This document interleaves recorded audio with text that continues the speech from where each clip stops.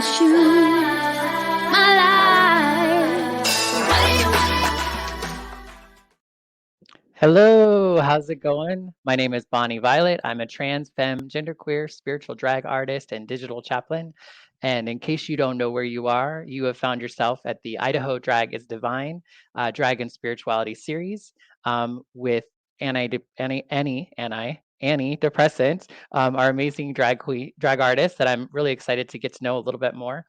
For folks who've never been here before, this is kind of a interview meets a drag show. So feel free to ask questions and engage with us. If you're watching us live on YouTube or in Facebook, you can interact with us live. Or if you're listening to us after the fact on a podcast or watching later, do still leave comments and questions, and we'd love to hear from you. So without further ado, I'm going to go ahead and bring on our guest. Hello. Hey, how are you? Oh, good. Thank you for having me. I'm Yeah, excited. I think I've gotten used to saying antidepressant so many times that I want to put a T in there. I'm so sorry. A lot of people do. I get it all of the time, so it's totally fine. Yeah. Do you want to introduce yourself a little bit? Yeah. I mean, for those that don't know me, I used to live in Boise. I just recently moved to Seattle.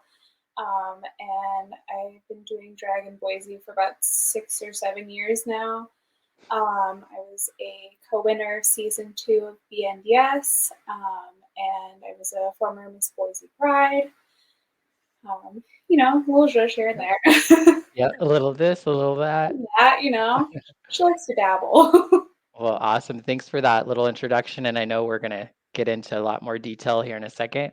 Um, I usually go, really soft and I ask about childhood right off the bat. So I'd love to hear what you were taught or what your experience was around spirituality or religion as a child or young person. Yeah. For me, growing up, my parents, both my parents, had gone to two different churches, but they never really brought that home with them. And so, like, I didn't really understand anything about religion or specifically like Christianity at all until I think I was like probably in like third or fourth grade. And I had just like had a lot of questions because I had classmates that were like telling me about like the Bible and like Jesus and God. And I was like, where, what are these? I had no idea because my parents didn't really tell me anything about it. And then I had remembered I had become friends with a girl that I was pretty close with when I was younger, and her parents had found out that we weren't Mormon. And so that's really when I started asking more questions to my parents because we weren't allowed to be friends anymore, which was upsetting to, be a little kid and be like, well, why not? Like, all I Yeah. want to do is be friends with this Jesus person and then we can be friends. And I was like, okay, like that's all I wanted to do. And my parents were like, no, like Oh, that yeah.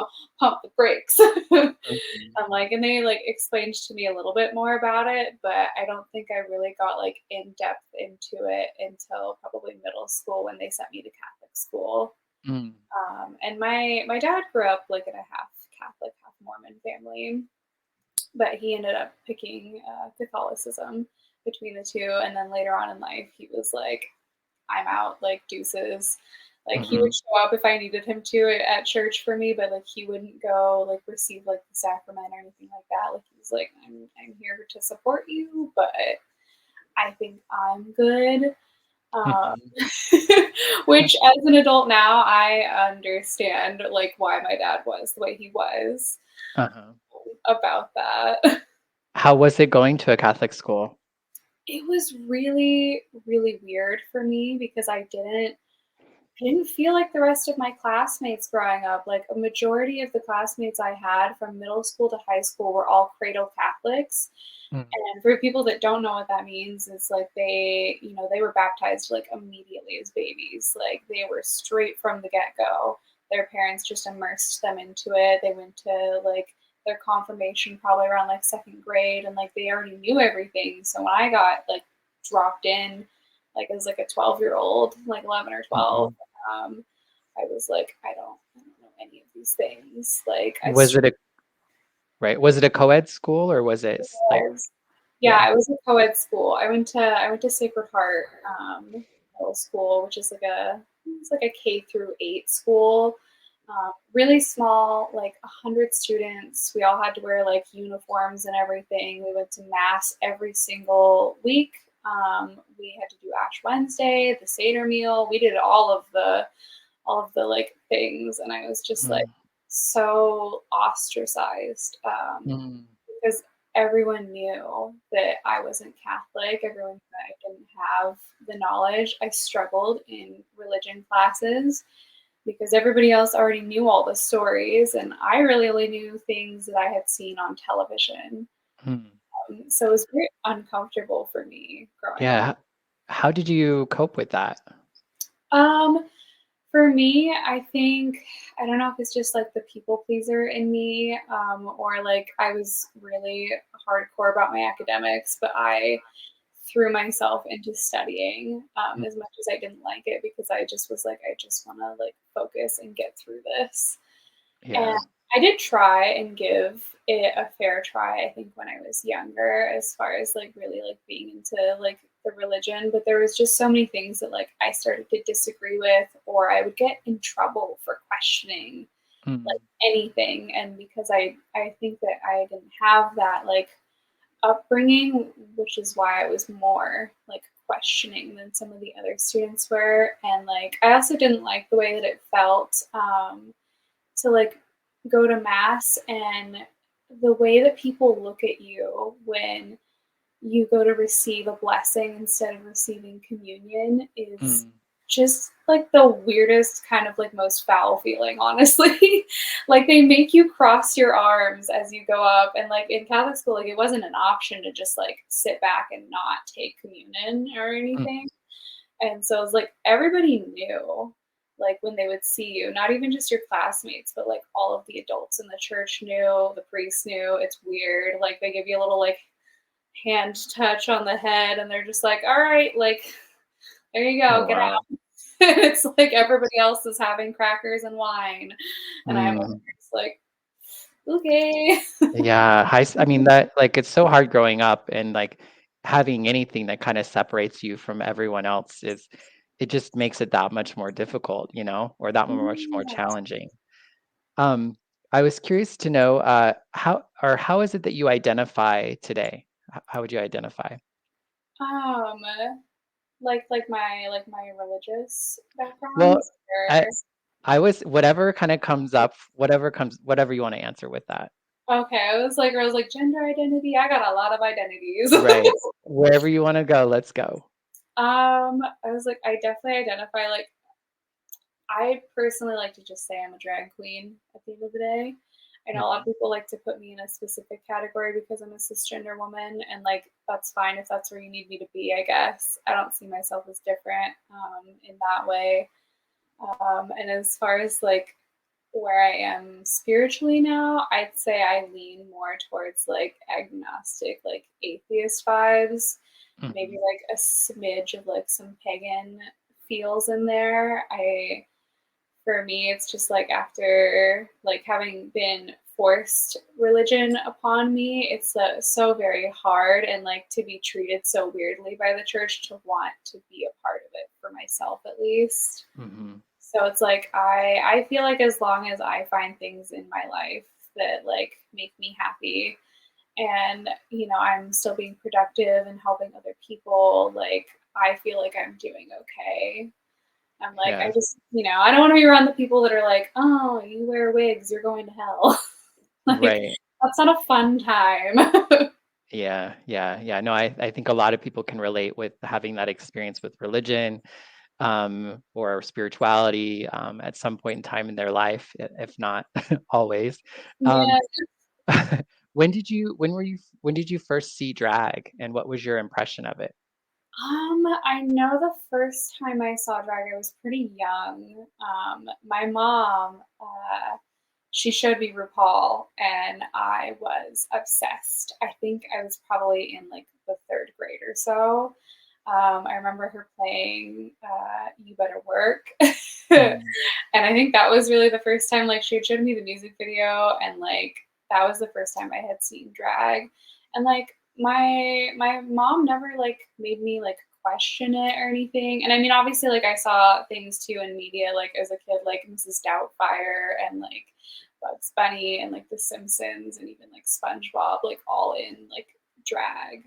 Right. Uh, so it's like I did have like a lot of those influences. I was also very obsessed with a kid, like as a kid, with him from the Powerpuff Girls. Mm-hmm. Loved. I always identified with him.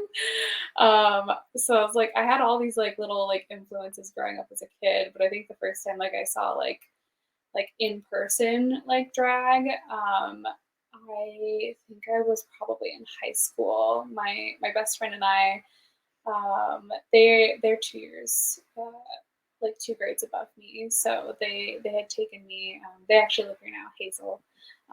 They had taken me to Boise Pride, and I Mm. saw.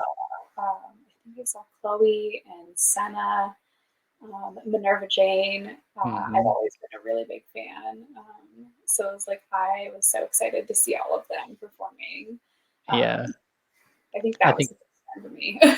Yeah, I think Minerva Jane is a lot of folks' kind of Oh first yeah. drag queen, or at least one of the first few, which is great. Oh, absolutely. I'm like, and she's so nice too. I Yeah, love that I'm good friends with her now. It's totally. so She's weird to me to think that like we call each other like sisters. yeah, she went to high school with my ex-husband, so uh, Oh, I okay. know it's such a small world. It is small world. I was gonna say my drag sister is her literal cousin. Yeah, Oh wow, yeah, it was small like small world. it's very small. Yeah. When did you know you were gonna do drag, or when did you decide to do drag yourself? I don't think that I knew I was gonna do drag until I was like at least 21 or 22. I came out pretty late in life Mm-hmm. as a queer person. I didn't come out, I think, until I was around like 20 or 21. Um, and like I didn't think that I could do drag, honestly, um, because I was a cisgender woman and my friends had really encouraged me and they were like, why not? Like, Yeah. like who made the rule and said you can't do it? And I was like, well, I don't really want to be a drag king, and I don't really know if I want to do burlesque either. Like, I'm not comfortable right now with that. And they were like, Mm-hmm. who said those were your only options? And I was like, well, I guess I never really thought about it. And they had showed me some other women that were participating Mm-hmm.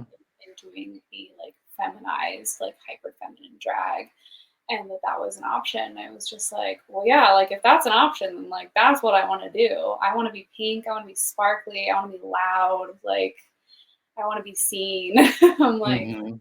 and there's nothing wrong with burlesque or being a drag king. I have lots of friends that do both of those, and I love them all dearly, and I support them. It just wasn't what I wanted to do. Yeah. I love expressing my hyper femininity, and I always felt like Annie was like inside of me, but I never felt the confidence to truly like do stuff like this like on my own. Mm-hmm.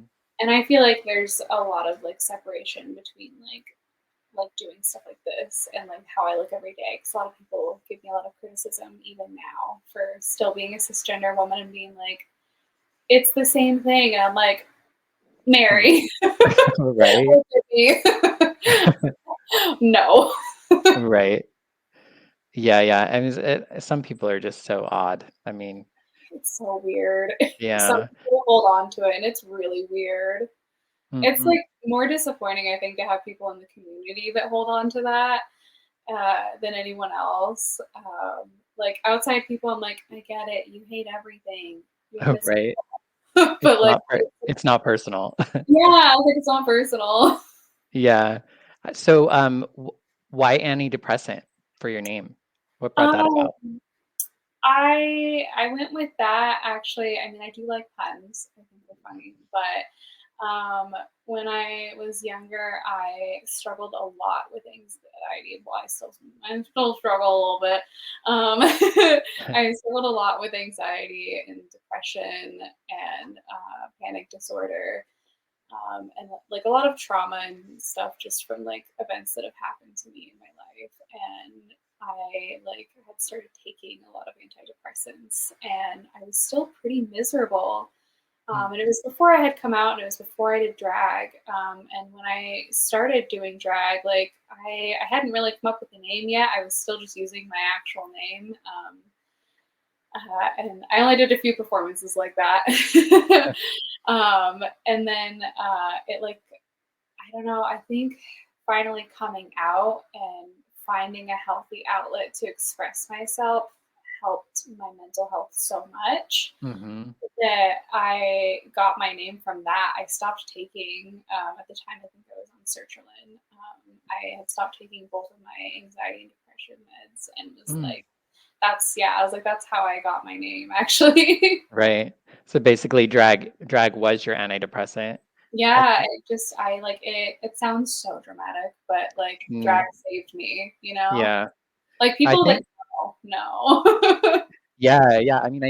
I mean, I hear it all the time. You hear drag artists talk about how like how much it's impacted people that have impacted them in such big ways, whether it saved their life or whether it because it gave them a career or just gave them some creative outlet or they were able to create family and community because they didn't necessarily have that elsewhere. Yeah. And so so you're in Seattle now Mhm. and you're doing drag out there, correct? Yes, I just had a gig on Wednesday, which honestly is so kind of cool to be able to do a weekday performance and still Mm. make like pretty good money and like have like a really amazing audience. Everyone here is so friendly. Um, like shout out to Old Witch for booking me and London Bradshaw. um, Nice. very sweet people. And Cookie Couture, I would not have been able to like I think infiltrate the scene so quickly if I had not met them. I actually met the two of them back in Boise Mm. at Coronation, but I did their leather and lace show this week at a roller rink. It was super cute and super fun. Oh, fun. Were you on skates? Oh God, no, I'm not coordinated No. like that. No, oh no. Mm-mm. I also am like deathly terrified to put on like rented shoes from like bowling alleys and Mm. roller rinks because when I was in high school we rented roller skates and I ended up getting a awful like skin infection from doing Oh, wow. that. So never again will I touch any communal shoe from anyone. Yeah, yeah, I'm sure that would do it for most people. Yeah, but it did get me out of a whole semester of PE, so Mm. Well, kind of good. there was that. Yeah, in Oakland, California, they have like an all drag show that's all done on wheels, like out by the water and everything. It's pretty cool. I never actually went to it, but I have a huge romance for skating for some reason. I don't know why. I was like, Old Witch came out on her skates, and I was like, I love her. She's so tall and just like magnificent, like on her skates, like wheeling around. I was like, couldn't be me, but like glad it's you. Yeah, yeah. And are you part of a drag family? How has it been being a part of the community as a whole? I do have a drag family. I mean, I have lots of like, even though like people like, I would say like I'm the closest to probably like my drag sisters specifically, and like definitely like my best friend. Hazel and I've been friends since like 2009. So like Mm. we were already friends, and then we started drag around the same time. So we were like the first drag siblings, and then I've accumulated more since then. But I would say like I'm the closest with her, and like having her here is really really great. Mhm. But I feel like I'm close with like most of the community, even if we aren't like a quote unquote like house or like drag family. Yeah, I see the community as family regardless. yeah, yeah. It's such a, I mean, it's such a, tight knit, like it's small but large. I think it's kind of a Yeah, large drag community for the size of our city, which is awesome. Oh yeah, Uh, it's definitely grown a lot, I think, since I started. Like there's so many more people than when I started. mhm. What is it that you enjoy most with drag? Oh, that's hard. I love a lot of things about drag. And that's what everybody says, like, I can't just pick one. I know, I'm just like, oh God, I can never pick one of anything, to be fair. That's real. God. I think for me, I guess I'm gonna have to chalk it up to like having an outlet for self-expression and being Mm, able to deal with um, things like really hard stuff like trauma and like a lot of like emotions and stuff, and even like political events and things that are like going on. And like before I left, I think like one of my most like impactful like performances. I got to perform with Willie Munster and Tucker Wright and Otto Manic and a bunch of other people from the community, and we did a big number at Pride about Roe versus Wade. Like that was a really mm, impactful thing for all of us. And I mean, I know I had a hysterectomy, but like it still affects me, and it still right. affects my friends and my family, and it affects a lot of things that people don't really realize. So I think being able to like have an outlet to express like my anger and my outrage and my pain Mhm. about how I feel about it was really healthy for me, at least, to give Y- me something and to spread like awareness and stand up and say something about it. Yeah, drag is so good for that. So good for that. It's so good for just, I think, helping educate or like helping to pull out like emotions, even if it's just silliness and laughter, Mhm.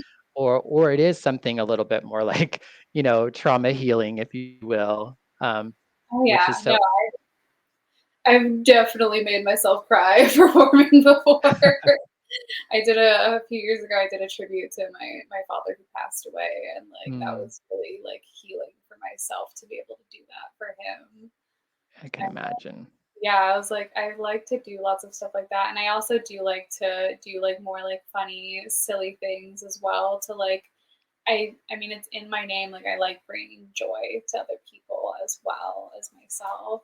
So it's really I think wonderful when people come up and tell me like how my work's impacted them, Mhm. and like how much it's like brought joy to other people's lives as well. Yeah.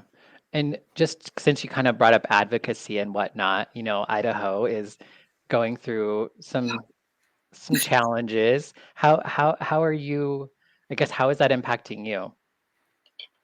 It's really weird feeling for me personally because I left, Mm, and like a part of me like I feel more comfortable and more safe here, which like I did for myself.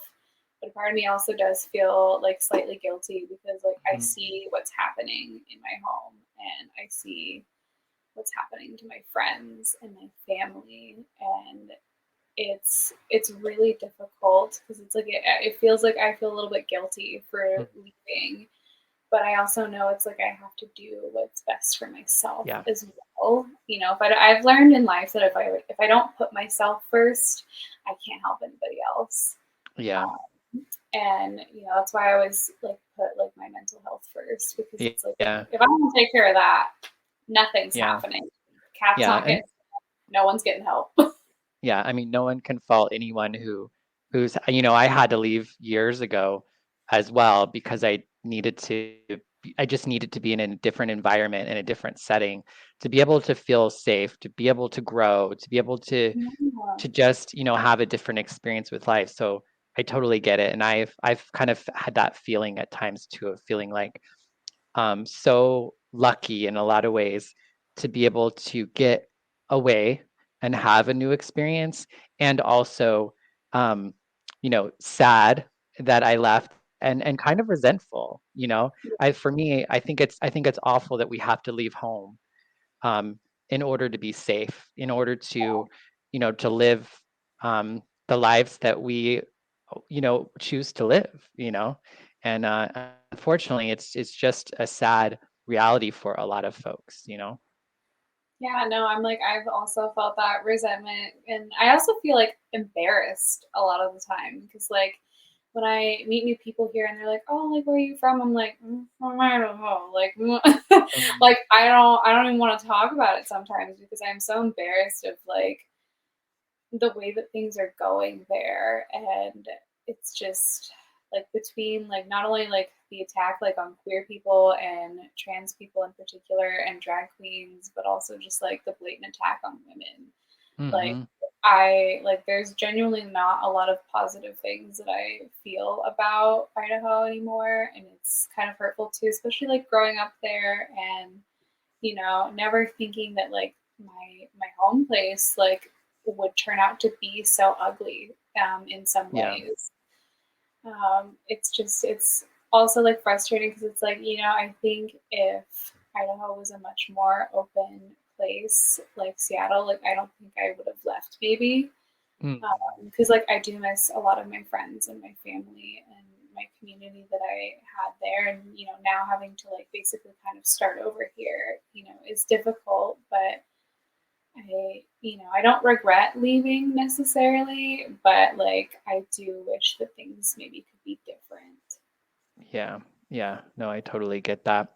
Um, totally get that at all. I get that Yeah, as I well. was like, like, if you know.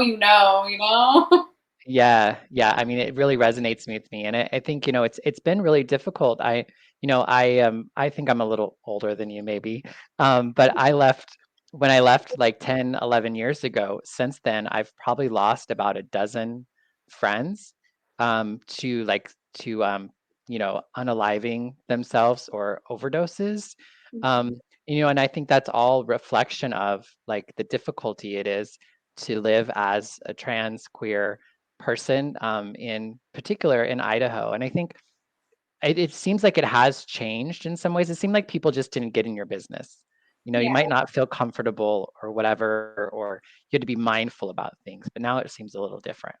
Oh yeah, no, I definitely felt a big shift in the energy back home when I was still there, like around like 2016. Like that's when I felt like a big difference between like it's like yeah, maybe people didn't like, drag and like burlesque and stuff, but like they weren't really so like vocal about it and Yeah. they just kind of like minded their own business. And like now it's a much different feeling of like I feel like absolutely threatened. Like Mm. I would not be surprised, in the least if someone showed up to a drag show back home with weapons, like Yeah. ready to just like absolutely decimate people because like that's I think where we're at now and it's horrifying and I don't want to be there for that, but I also don't want anything, to happen to like my friends and family back home either. And like Yeah. I'm like worried for a lot of them, and like sometimes dealing with that has been very difficult, and like having to like leave them behind, and Yeah. like worried that something like that's gonna happen. Yeah. It's like something you don't want to like it's like something you don't want to like dwell on, but it is like a reality, unfortunately. And it just seems more more tangible right now for Yeah, sure. it's more real. Like if like a couple years ago, if someone had told me that, I'd be like, no, that wouldn't happen here. Yeah. Like I wouldn't even think twice about it. I'm like, and now I'm like, if someone told me that happened like today, I'd be like, oh my god, like Hmm. like Yeah. immediately just like, believe it. Yeah. And how has drag, if any, how has drag impacted your gender or sexuality or sexual orientation? Um, I think I think it's definitely impacted, I would say, my sexual orientation maybe more. Just because like I mean, I pretended to be straight for a very long time in Catholic school. Uh, I mean, Hazel and I at one point were definitely like each other's beards. So I think drag gave me like a safe place to kind of come out more and it really like experiment more with my sexuality. I always knew I was different. I didn't know what. I didn't mhm. really understand it when I was younger because growing up in Catholic school, like there is no talk of that. There boundaries. Yeah. No education, none of that. Like you don't even really get like sex education, let Mm. alone anything else. Yeah. It was you're saving yourself for your future spouse and we're making you write letters to them. It was very weird. Mm. And like you're promising your virginity to God. So like you Yeah. don't need to talk about anything else. And it was like, okay. And I Like, feel like that's just as damaging, if not more damaging, than saying it's wrong to dot dot dot. But like, because I had that experience as well, where it's like I just never. It took me a long time for me to get to me, to come to know who I was, because the I wasn't people like me weren't around me. Like yeah, I couldn't really see. I didn't see myself in anything, and nobody was talking about me, no. or people like me. Yeah, I was like, you weren't even an option. You were not up for discussion.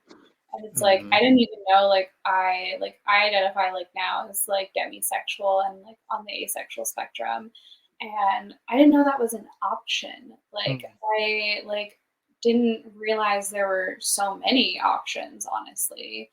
Yeah. And so What I does that was mean? What does that mean for you, if you're comfortable with going in a little bit oh more specific yeah, on yeah, that?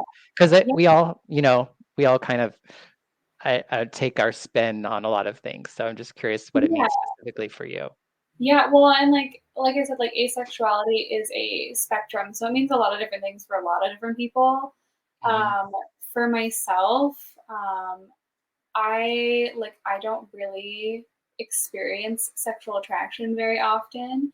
It's usually like a specific person, and to me personally, I would say like I'm on the pan romantic side of things, where it's like I don't care what you have going on, as long as like I'm into your personality more so. Like I love the phrase of like hearts not parts. Hmm. Like I don't care what you have going on. I just if I like you, I like you.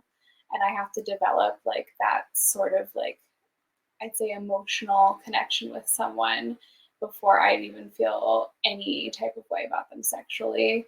And I'm not completely sex repulsed, but it's not necessarily like my favorite thing. Gotcha. Um, I could go forever without it and I really wouldn't notice, to be honest. Like, it's Hmm. not a big deal for me. I know some people on the spectrum are like, absolutely not, like, don't even go near me. And then other people are very like sex positive. So I'd probably say I'm more towards the middle of that Gotcha. spectrum. But yeah. Thank you for sharing that. Oh yeah, no, I'm very open about it just because like I wish that someone had been open about it like when I was younger because like I knew in middle school like something Yeah. wasn't like the other girls in the class because everybody else was like super boy crazy and like they were all Mm. talking about like whatever like freaking Jeremy had like on for his shirt today or whatever and we were just like guys we have chicken nuggets on the menu like Right. who cares about Jeremy right now? Yeah. And Yeah. yeah, I was like, I didn't vibe with the other girls. And then Hmm. I was like, oh, that makes sense. Later on in life, I ended up reading some blogs and things like on Tumblr. And then when I got more into the community because of drag, I figured out my sexuality. And I Yeah. was oh, I didn't just like watching women in media. I also just happened to like women Mm. and Yeah. men and non-binary people. I was like, oh, that makes sense now. My obsession Yeah. with Liv Campbell made a lot more sense as an adult. Right, right. And that's like the goods and the challenges with like having these labels and having these identifiers, because I think they can help us um, find parts of ourselves and connect with parts of ourselves. I used to always say, I'm not bisexual because I'm not evolved enough. That's what I used to say, because I used to think because I was a flamboyant boy that meant I was just gay. And I think I kind of got stuck in that box for a while, and didn't come into my trans identity until much later, because I kind of got stuck in that box, because I was just trying to make it work. And like I think with a lot of things, it's like it's just a piece of us, and I think trying not to get stuck in that box and being willing to have like, because I feel like that's what drag did for me. It was like it gave me permission to try on like different gender expressions and different ways of just expressing myself in general, which really led to my like day to day, like it impacted my day to day life as well. Yeah, no, definitely. And you had mentioned, have you ever had spirituality, religion, or your like paganism or any of that? Have you ever intertwined that with your drag? Yeah, I definitely have a couple of times. I know I've also made a lot of Catholic references in some of my drag performances before. I've definitely done a few things as demonic nuns. Mm, um, I like to poke fun at Catholicism mostly. I'd say I have done like maybe like a little bit of like adding some paganism mm. into um, some of my drag performances, And but I'd say is the poking fun to kind of cope with the hurt yeah, from it, or it's definitely kind of coping with like the trauma of like being having like Catholicism shoved down my throat from like the age of like 12 to 18. Mhm. And just like the constant like shutting down that you get in the Catholic school system and in the church, like whenever you ask questions and just like not really being allowed to question anything, and just being told like this is just the way that things are, and like if you don't like it, like you're going to hell. like Right. like why is that always the answer? And like I struggled a lot, I think, when I got to like high school, um, especially with my religious classes, because I didn't really want to take them anymore. I didn't want to do it anymore. I just wasn't into it. And like I still had to, it was still required of me. And Mhm. especially like taking classes like moral decision making. And I hated that class. I hated it so much. Mm. I still don't like the teacher that I had at the time for that class.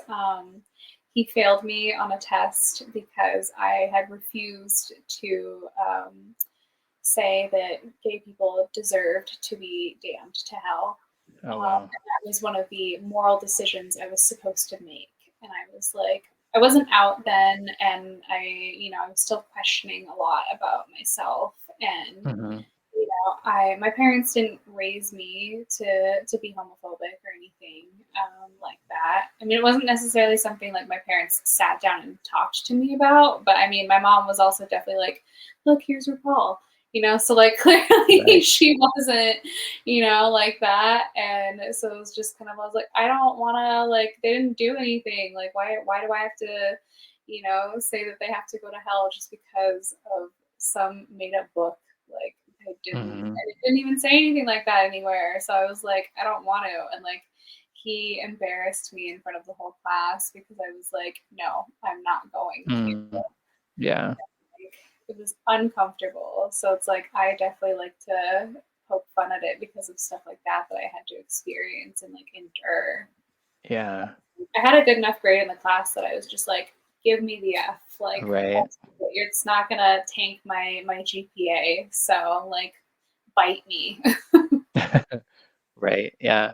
What would you say to a person who like what would you say to yourself prior to starting drag? Like what is it that you would tell yourself to kind of like I don't know, move forward with doing drag? My thought is there might be people who haven't done drag yet who might identify or relate to you in some ways. What would you say to them about what would you say to them now that you didn't know then? Um, I would say spend as much time as you can on the internet. as Mm, as weird as that might sound, spend as much time as you can on the internet, like just looking and researching and learning. I know not everyone learns that way, but as kind of more of like an introverted person, mhm, like that is how I learned a lot of things, and that's still how I learned a lot of things. I mean, I feel like what we're doing now is probably helping someone learn something on the internet. right. Um, you know, I that's how I found out I was asexual and like on that spectrum, and that I learned that there was multiple different kinds of asexuality, and that's how I got more immersed into watching like other people's drag performances, like Mm, finding YouTube videos, and like now I like watch like TikToks and stuff. yeah. Like it's such a big resource. Mhm. There's pretty much anything you can think of or want to learn about is out there.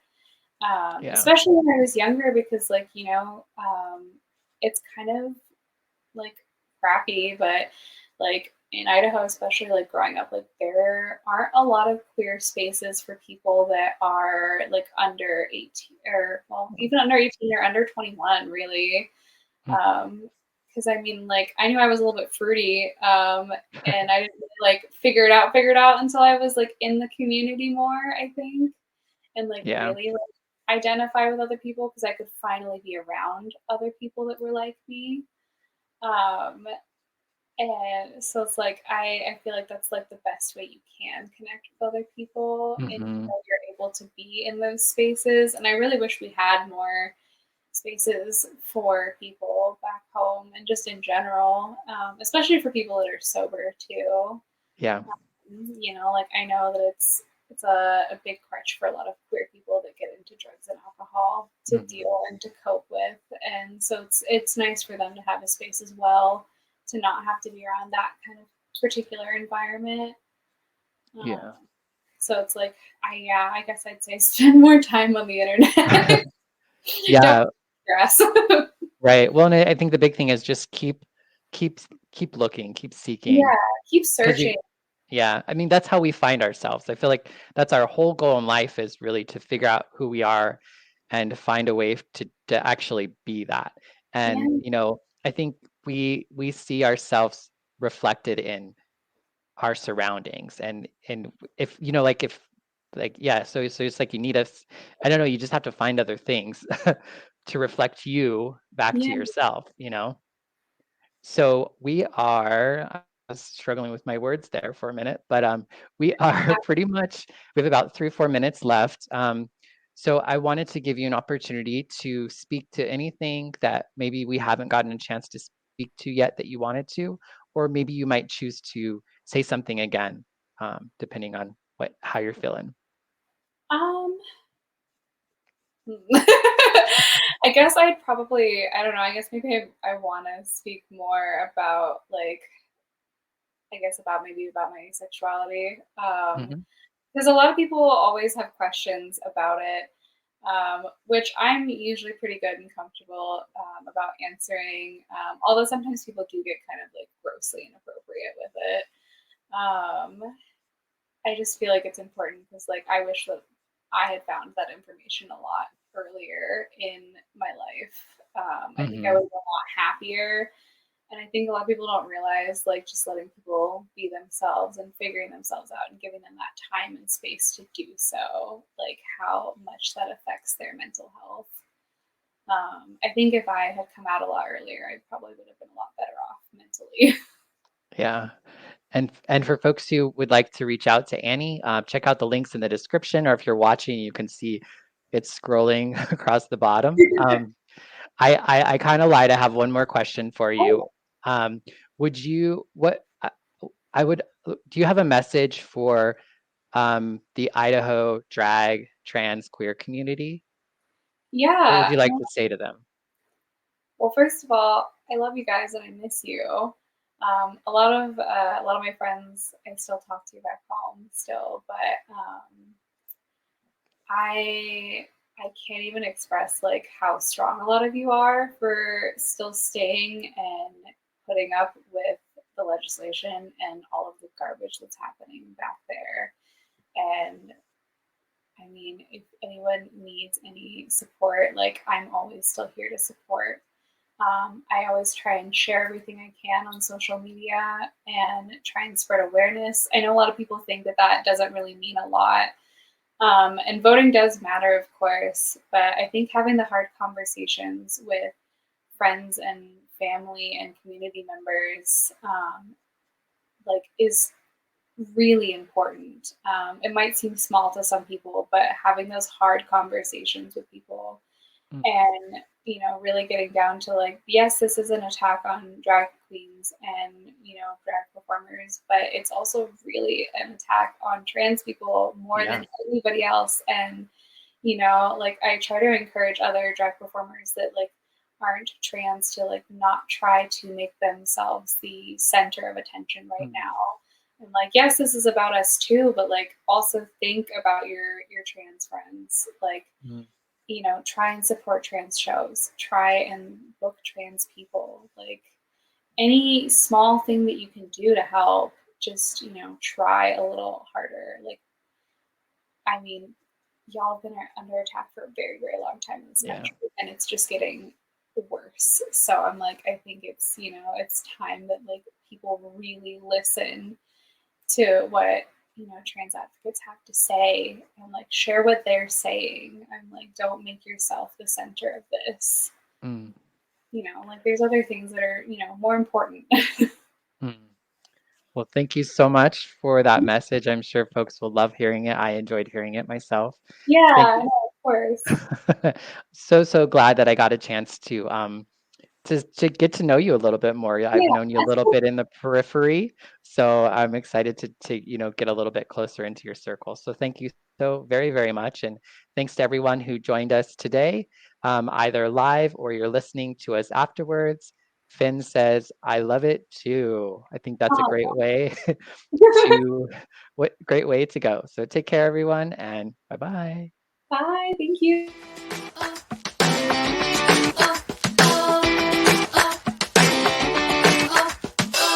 When I was having the time of my life, just felt I wasn't there. I try to hold back the evil inside, but I know it isn't fair. You didn't know I was watching. I didn't mean to sneak around.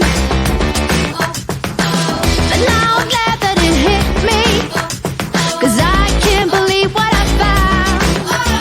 You try to hold me back and control me.